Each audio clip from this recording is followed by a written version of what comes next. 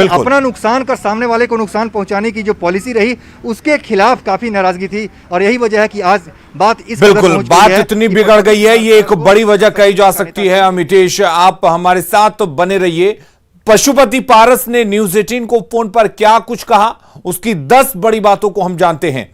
पशुपति कुमार पारस ने कहा कि कल रात 8:30 बजे ओम बिरला से मुलाकात हुई थी।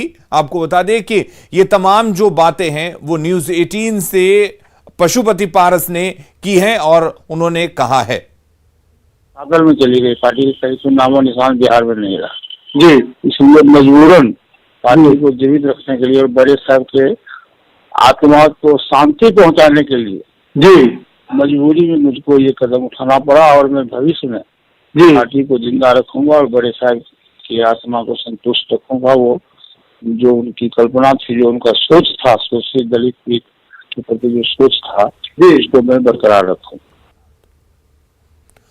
और हमारे साथ दिवाकर इस वक्त जुड़े हुए हैं। दिवाकर, रामविलास पासवान ने युवा नेतृत्व पर भरोसा जताया था, पार्टी का राष्ट्रीय अध्यक्ष चिराग को बनाया था, प्रदेश का अध्यक्ष जो है वो प्रिंस राज को बनाया था, लेकिन अब एक बार फिर से परिवार के या फिर यूं कहें पार्टी के जो सीनियर हैं उनके हाथ में कमान चली जाएगी।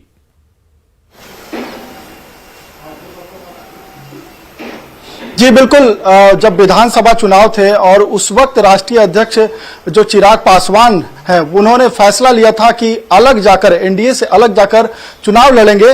इसको लेकर काफी नाराजगी थी पार्टी में और पार्टी के तमाम सांसद दबी जुबान से पशुपति कुमार पारस से जब मिलते थे तो वो पार्टी के फैसले पर ऐतराज जताया करते, नाराजगी जाहिर करते थे और इसी को लेकर लगातार विधानसभा चुनाव के नतीजे जब आए और पार्टी सिफर तक सिमट गई, यानी कि शून्य पर जा गिरी, उसके बाद लगातार पशुपति कुमार पारस से गुहार लगाते थे, आग्रह करते थे कि आप लीड कीजिए पार्टी को। और यही वजह है कि पिछले कुछ महीनों तक लगातार इस पर काम होता रहा।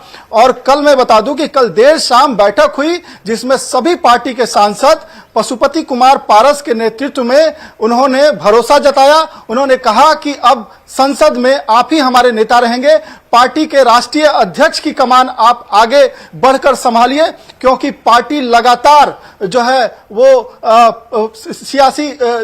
सियासत है उससे बाहर जा रही है, सूबे की सियासत से बाहर जा रही है। तो अब आपको आगे आकर कमान संभालना होगा। और यही वजह रही कि कल पशुपति कुमार पारस ने बैठक की, लोकसभा अध्यक्ष ओम बिरला को फोन किया और उन्होंने कहा कि अब हमारी जो पार्टी है उसको अलग गुट की मान्यता दें, हमारे जो सभी सांसद हैं उनका विश्वास पत्र जो है हम आपको सौंप रहे हैं। और आज जो है जो लोकसभा अध्यक्ष हैं ओम बिरला वो पशुपति कुमार पारस के गुट को मान्यता दे देंगे। तो यानी अब पशुपति कुमार पारस संसदीय दल के नेता होंगे और पार्टी के राष्ट्रीय अध्यक्ष पद को भी संभालेंगे। मैं आपको बता दूं कि पशुपति कुमार पारस ने सबसे पहले न्यूज 18 को यह जानकारी दी, आधिकारिक जानकारी दी और हमने सबसे पहले अपने दर्शकों तक ये खबर पहुंचाई। और जो पशुपति कुमार पारस ने कहा उसमें बहुत ही गौर काबिल बात यह है कि नीतीश कुमार के नेतृत्व में उन्होंने आस्था दिखाई, नीतीश कुमार के नेतृत्व को उन्होंने बेहतर बताया। उन्होंने कहा कि नीतीश कुमार ने पहले भी विकास को लेकर काम करते रहे हैं और नीतीश कुमार जो भी फैसले लेते रहे हैं उसमें सबकी रजामंदी होती थी, कैबिनेट में उस पर चर्चा होती थी और नीतीश कुमार अच्छे प्रशासक के रूप में बिहार के विकास को आगे बढ़ा रहे हैं, भविष्य में भी बिहार के विकास के काम को आगे बढ़ाएंगे। तो जाहिर तौर पे पशुपति कुमार पारस ने चिराग पासवान से उलट अपनी बातें जाहिर की है सार्वजनिक तौर पे। जो चिराग पासवान पिछले साल फरवरी से ही लगातार जो घेर रहे थे नीतीश कुमार को, हमले पे हमले किए जा रहे थे और अलग उन्होंने लड़ा, जेडीयू के सभी उम्मीदवारों के खिलाफ उम्मीदवार उतारे, उन्होंने बीजेपी के भी कुछ उम्मीदवारों के खिलाफ उतारे, 135 उम्मीदवार उतारे और नतीजा ये रहा कि चिराग पासवान का फैसला गलत साबित हुआ। और इसी फैसले को देखते हुए सभी सांसदों ने ये फैसला किया है कि दिवाकर ये बात कहने में अब कोई गुरेज नहीं होना चाहिए कि चिराग पासवान ने विधानसभा चुनाव में खासकर जेडीयू को जिस तरीके से डैमेज किया था अब पशुपति कुमार पारस जो हैं वो पार्टी के राष्ट्रीय अध्यक्ष बन चुके हैं और अब भी वो नीतीश कुमार का गुणगान करते हुए नजर आ रहे हैं। तो कहीं ना कहीं ये नीतीश कुमार को और उनकी पार्टी को मजबूती जरूर देगा।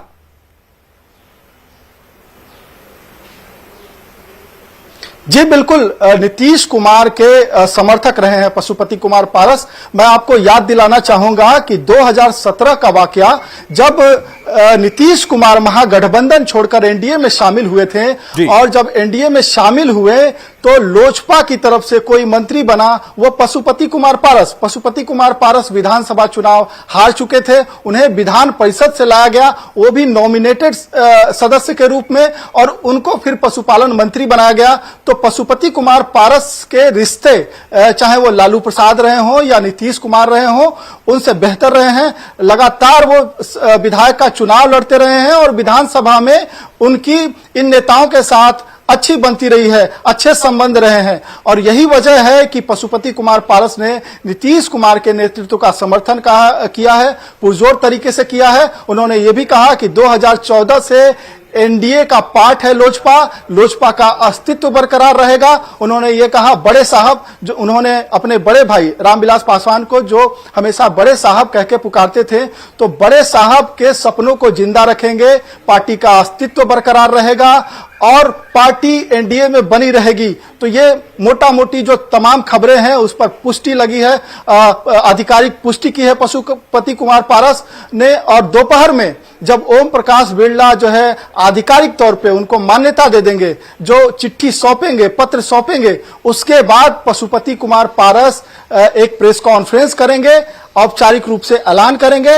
हालांकि उन्होंने न्यूज 18 पे सबसे पहले ये जानकारी दी है, पुष्टि की है। उन्होंने तमाम बातें कही, उन्होंने नीतीश कुमार के नेतृत्व को स्वीकारा। उन्होंने कहा कि पार्टी के सांसदों में आक्रोश बरकरार था, पार्टी रसातल में चली जा रही थी। उन्होंने इन्हीं सारे शब्दों का इस्तेमाल किया है कि पार्टी रसातल में जा रही थी, लिहाजा उन्हें मजबूर होकर फैसला लेना पड़ा।